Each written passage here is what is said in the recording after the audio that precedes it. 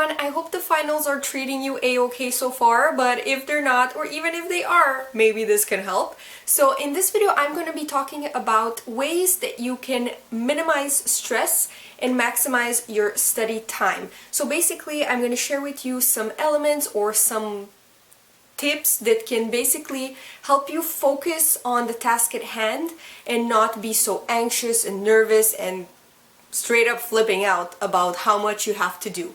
So I'm gonna just cut the ramble and get right into it with my first advice for you, and that is breaks. Now, I did a video entirely on how to effectively spend your break time, or your mini breaks, big breaks, what to do, where to go. I've done a huge video just on that, so if you are interested, I'm gonna link it down below. But basically what I'm trying to say, to make it short, is when you give yourself breaks during the final study time, make sure they are out of the cocoon you were in. So if, let's say, you spent all day studying on your laptop, in your room, in your bed, well, on your break, don't be in your room, in your bed looking on your laptop, because that just doesn't separate the two time periods, study versus break, enough, and you won't feel it. And when you start to study again, you'll just feel so stressed out because you felt like you didn't even have a break, or that the break passed by too fast, or you didn't relax enough, or you're like, oh my god, I'm here again.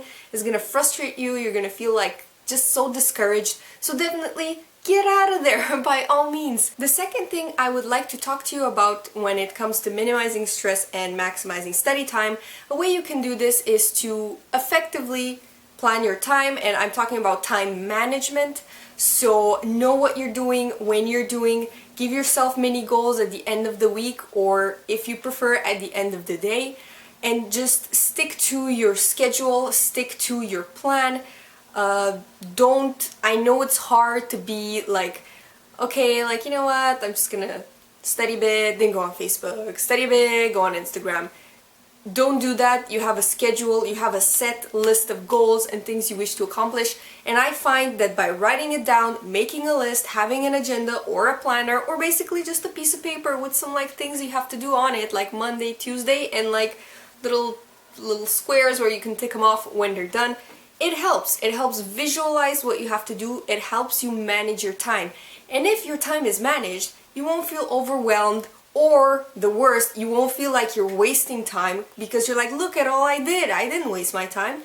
And that is also key when reducing stress and helping you focus and stay on track with what you need to do. My next advice has to do with focusing step by step, one by one thing at a time, or whatever you want to call it. It's very important to zoom into a topic. I know finals are extremely stressful, and I know you have to study a lot of disciplines, a lot of subjects. Maybe they're similar and you mix them up. Maybe they're completely different, and that's really hard because you have extra material to study. Whatever your situation is, I highly encourage you to do one thing at a time, one thing per day, if possible. Maximum 2 things per day. To give you a visual representation of this, your brain is like a drawer, okay, with a lot of compartments. Imagine yourself folding some clothes and you want to put them neatly in a drawer. Why would you have every single drawer open? Because you see your socks and they're a mess, and you're like, I should probably fix that. And then you see your pants and they're like this, and then you see something there that doesn't look very nice, or a piece of food that your dog left in the other drawer, and it's you can't focus on the task at hand, which is folding the clothes neatly and putting it in the t-shirt drawer. So metaphorically speaking, your brain is the same.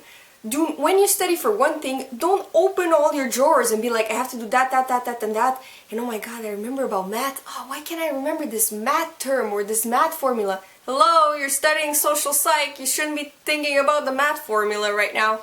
This is personally my main source of stress for finals, because my brain doesn't shut off. I think about too many things at a time, and so with experience and a lot of practice, believe me, I train my brain to shut all the drawers and just leave one open. And the last point I want to discuss is called feedback, or monitoring, or performance report, if you want to call it so.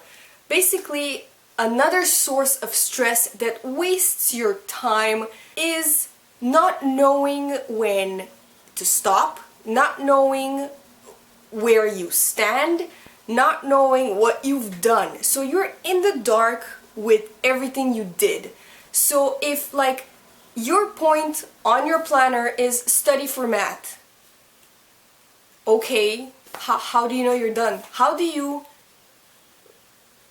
objectify or quantify study for math is done? When do you tick that off? I highly suggest that you do activities that are written down or that provide you with immediate feedback or something concrete that with your eyes you see, I've done this, it is done. When you say, I studied for math, prove it. Where is the proof that you study it? That you read the textbook? That's not proof. Proof is when you do the practice exercises. Proof is when you show me a textbook full of like active reading, like gibberish that you did while you study it. I can read Rush 1 chapter, I won't understand anything, I won't know the theories, so technically I didn't read chapter 1 because I didn't understand it and it brought me nothing reading it. So definitely to help you calm down, de-stress and reduce anxiety before the finals or before any test, honestly, or any task you have to do, whether it's work or chores at home, definitely give yourself evidence that you completed it so you can be proud, you know? It's kind of like I have to wash the dishes. How do you have proof that you finished washing the dishes? Well, there's nothing in the sink. That's your proof.